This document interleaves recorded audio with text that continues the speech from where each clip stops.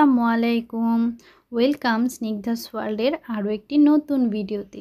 হ্যাঁ বন্ধুরা, আজকে আমি তোমাদের সাথে শেয়ার করতে যাচ্ছি পুডিং রেসিপি। আমি খুব কম সময় এবং খুব সহজে পুডিং রেসিপিটি তোমাদের সাথে শেয়ার করব। তো প্রথমেই আমি 4টি ডিম নিয়েছি এবং 1 লিটার দুধকে জাল দিয়ে আমি কমিয়ে নিয়েছিলাম। হাফ লিটারের থেকে একটু বেশি রেখেছি আর কি। তারপর 4টা ডিম আমি ভেঙে ভালো করে ফেটে নিব। আমি যখন দুধটা গরম করেছিলাম তখন দুধের মধ্যে আমি চিনি দিয়ে একবারে গরম করে নিয়েছিলাম, যার কারণে এইখানে আমি চিনিটা ইউজ করছি না। কিন্তু তোমরা যারা দুধ চিনি দিয়ে গরম করবে না, তারা এখানে এ পর্যায়ে ডিমের মধ্যে চিনি দিয়ে ভালো করে চিনিটা না গলা পর্যন্ত ডিমটাকে ফেটে নেবে।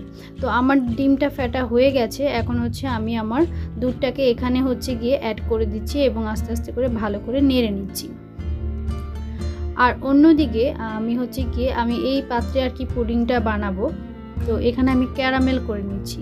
ক্যারামেল করার জন্য আমি এখানে প্রায় 4 চামচ চিনি দিয়ে দিলাম এবং একটু পানি দিয়ে আমি চুলায় বসিয়ে দিব।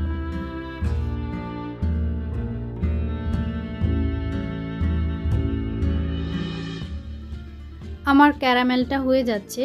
তো এই পর্যায়ে আমি সবার কাছে একটা রিকোয়েস্ট করব, যে যেখান থেকে আমার ভিডিওটি দেখছো, যদি আমার ভিডিওটি ভালো লাগে বন্ধুরা, তাহলে কিন্তু লাইক কমেন্ট অবশ্যই করবে। আর আমার চ্যানেলটিকে যারা এখনও সাবস্ক্রাইব করেনি, তারা চ্যানেলটিকে সাবস্ক্রাইব করে পাশে থাকা বেল বাটনটিও বাজিয়ে দিবে। তো আমার ক্যারামেল রেডি হয়ে গেছে। এখন ক্যারামেলটা ঠান্ডা হওয়ার পর এটার মধ্যে আমি যে ডিম এবং দুধের মিশ্রণটা তৈরি করেছিলাম সেটা ঢেলে দিলাম।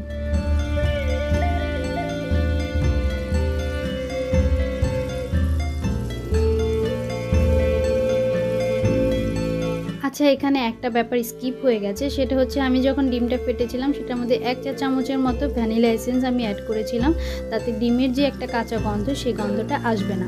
আর এখানে আমি আগে থেকেই পানি ফোটার জন্য চুলায় দিয়ে দিয়েছিলাম। তারপর এই যে স্ট্রেনারটা দেখলাম, এটা আমি ফুটন্ত পানির মধ্যে বসিয়ে দিলাম। আর এটার মধ্যেই গিয়ে আমি যে পাত্রে পুডিংটা বানাচ্ছি সে পাত্রটি বসিয়ে দিব।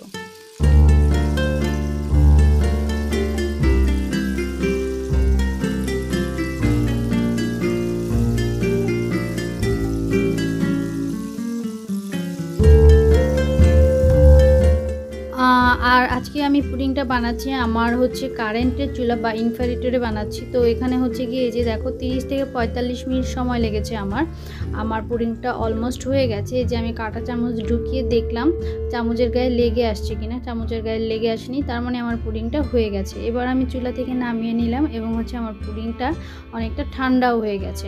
এখন আমি তোমাদের প্লেটে ঢেলে দেখাচ্ছি পুডিংটা কেমন হয়েছে।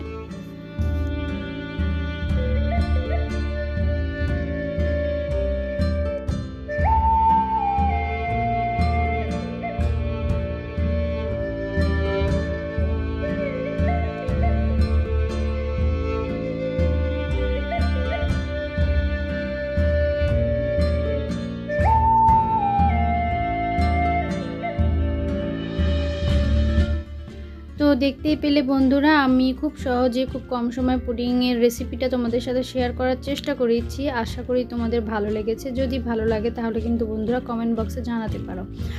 আর আজকে আর বেশি কথা বলবো না, এই পর্যন্তই রাখবো। সকলে ভালো থাকো, সুস্বাস্থ্য কামনা করে এখানেই বিদায় নিব আমি।